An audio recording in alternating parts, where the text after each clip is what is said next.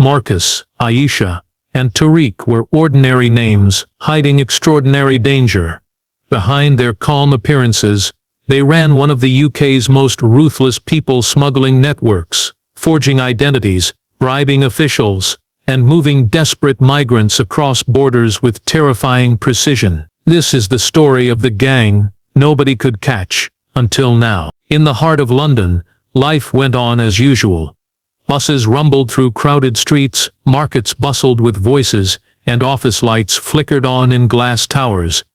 To the everyday passerby, nothing seemed unusual. Yet hidden beneath this ordinary facade, a sinister operation was quietly growing, one that would shake the city's underworld and leave authorities scrambling for answers. It was a network so carefully organized that it seemed invisible, operating in the shadows where law enforcement rarely reached. This was not a gang of street-level thieves or opportunistic criminals.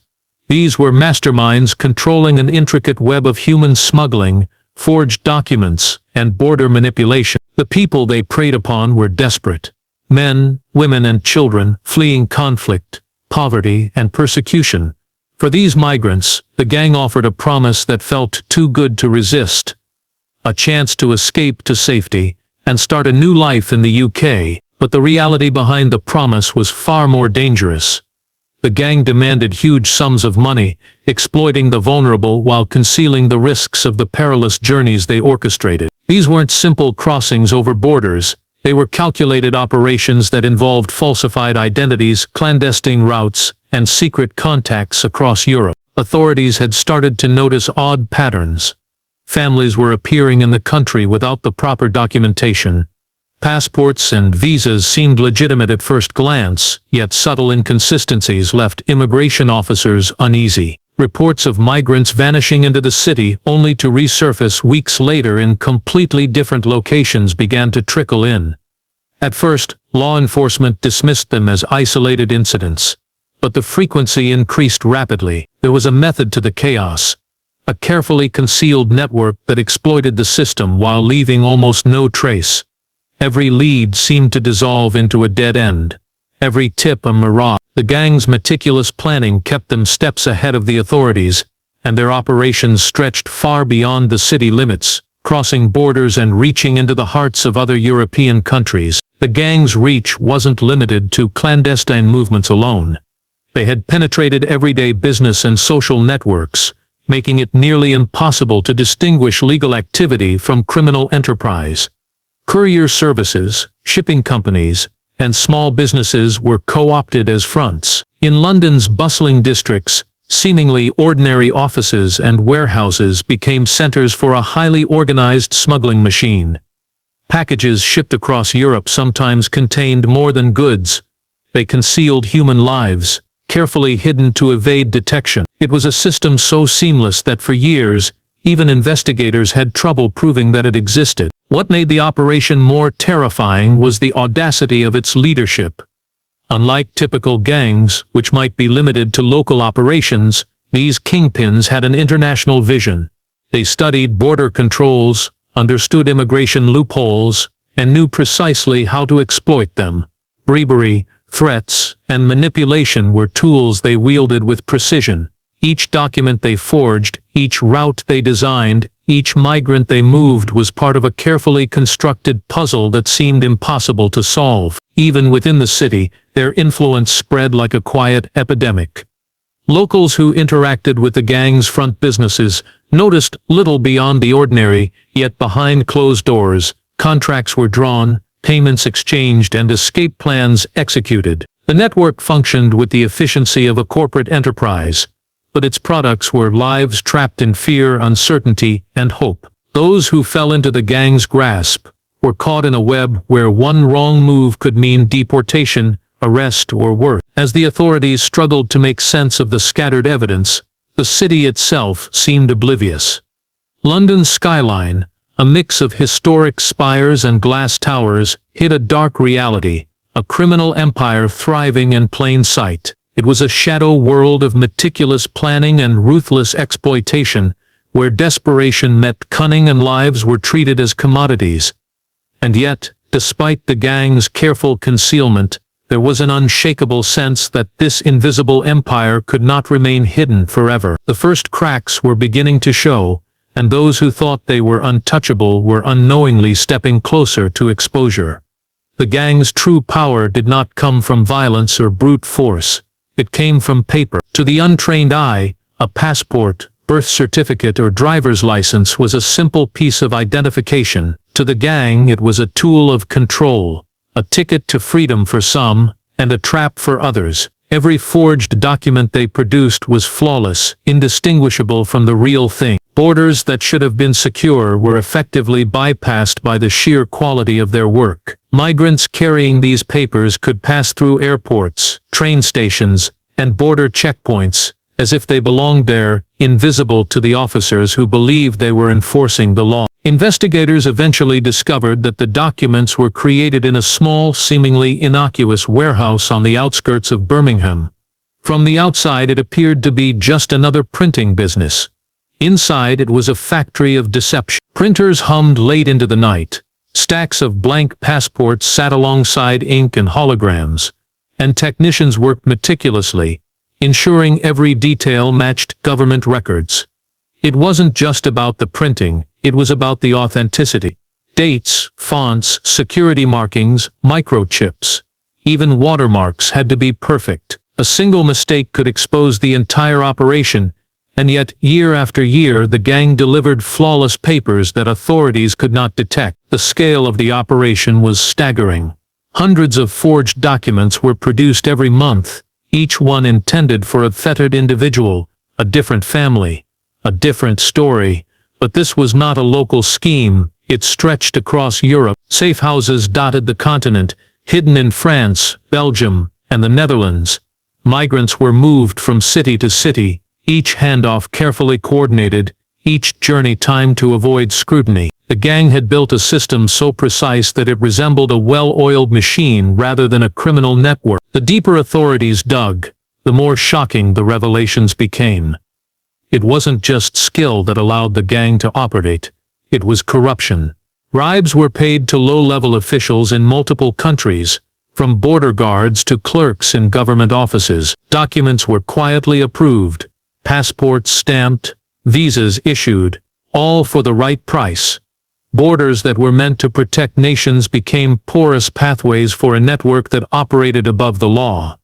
The scale of the deceit was breathtaking. For years the gang had been moving people with almost total impunity, exploiting loopholes, and taking advantage of human desperation. What made the operation even more chilling was the precision with which it was executed.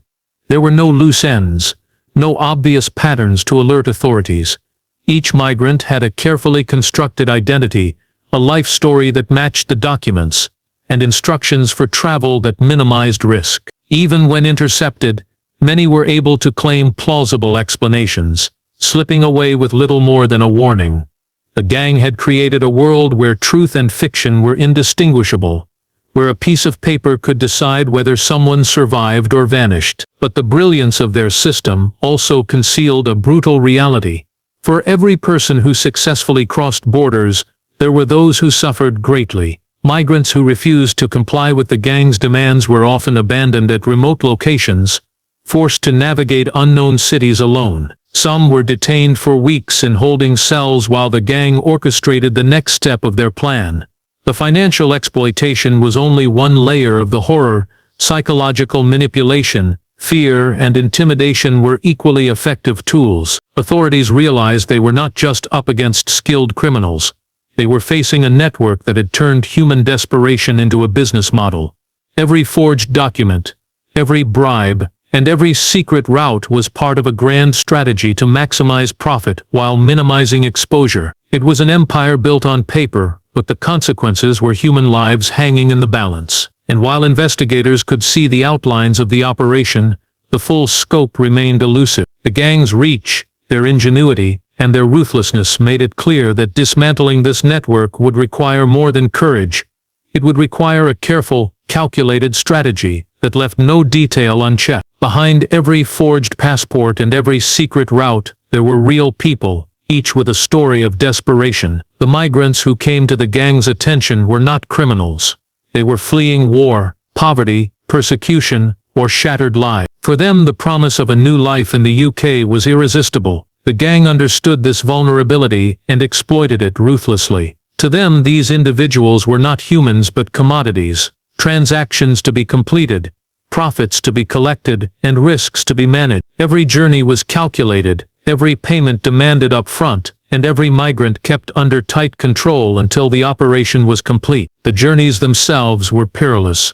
Some migrants were crammed into vans for hours, sometimes days, forced to endure freezing temperatures, limited air, and the constant fear of being discovered. Others were hidden in shipping containers, stacked among goods and surrounded by darkness. The stench and suffocating heat, making each mile feel like an eternity. Every trip carried the same danger: border inspections, random patrols, and the possibility of betrayal from those they trusted to guide them. The gang thrived on this tension, knowing that fear kept people compliant and prevented resistance. Escape was nearly impossible, not only because of the physical barriers, but because the migrants were often cut off from family, friends, and the outside world. The financial burden was another trap. Families sold everything they had to pay the gang's exorbitant fees, leaving it was their only chance to survive. Many borrowed money at steep interest rates or relied on loans from unscrupulous lenders connected to the gang. The debt itself became a method of control. Even after reaching the UK, migrants were often coerced into working under exploitative conditions to repay what they owed. The gang's influence extended far beyond the journey itself, embedding itself into the lives of those who should have been safe once they arrived. Some migrants were handed off to middlemen, individuals the gang trusted to manage local operations. These intermediaries enforced rules with a mix of intimidation and violence. Those who questioned instructions or failed to pay on time faced threats, abandonment, or even physical harm. In many cases, migrants were left in unfamiliar cities, forced to find shelter, work, and food without any support. For these individuals, survival became a daily struggle, a constant reminder that they were still within the grasp of the criminal network that had brought them to the UK. Despite these horrors, the gang never slowed down. The demand for safe passage and forged documents continued to grow. Word of mouth spread among migrant communities that this network could deliver them to safety, albeit at a cost. The more people trusted the gang, the more power the network gained. London and other UK cities became destinations for those who had no choice but to place their fate in the hands of strangers who promised salvation but delivered uncertainty and fear. The operation's sophistication allowed it to run almost seamless. Manipulation maintained order. Migrants learned quickly that any misstep could end in disaster, while the gang expanded its reach and reinforced its influence. The line between freedom and captivity was razor thin, and every migrant's journey was a test of endurance, courage, and trust. The sheer scale of suffering paired with the efficiency of the operation revealed the gang's true danger. This was not just about illegal crossings, it was a ruthless exploitation of human desperation, a shadow system that preyed on the vulnerable while remaining largely invisible to those meant to protect them. And as long as the gang maintained control of the documents, the routes, and the middlemen, their empire would continue to grow, leaving countless lives hanging in the balance, teetering between hope and despair. The first breakthrough came when authorities least expected it. A courier carrying a batch of forged passports was stopped at Heathrow Airport.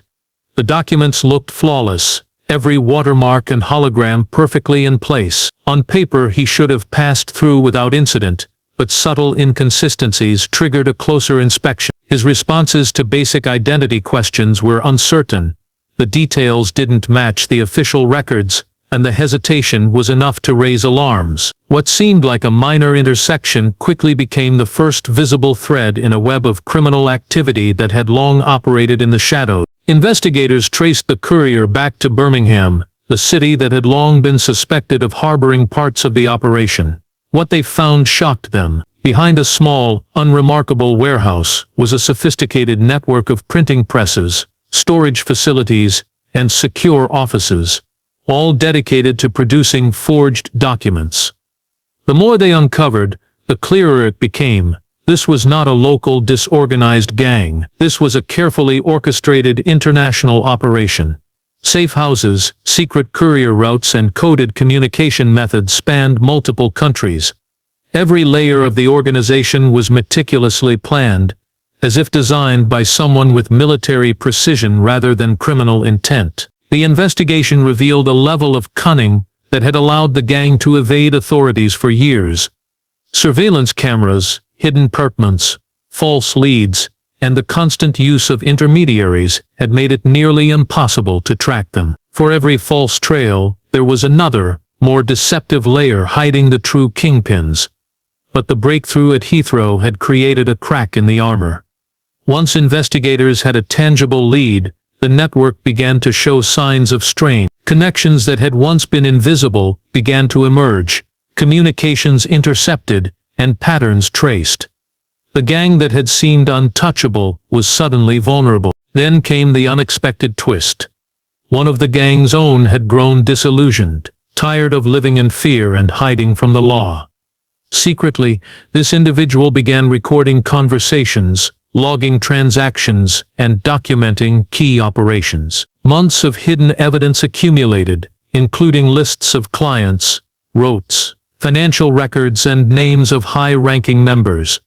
This betrayal was a catastrophic blow to the organization, something authorities had only dreamed of, proof from the inside that could unravel the entire network. What had once seemed like scattered, unconnected incidents was now forming a clear picture of the gang's structure, reach and methods. The information revealed not just the scale, but the sophistication of the operation.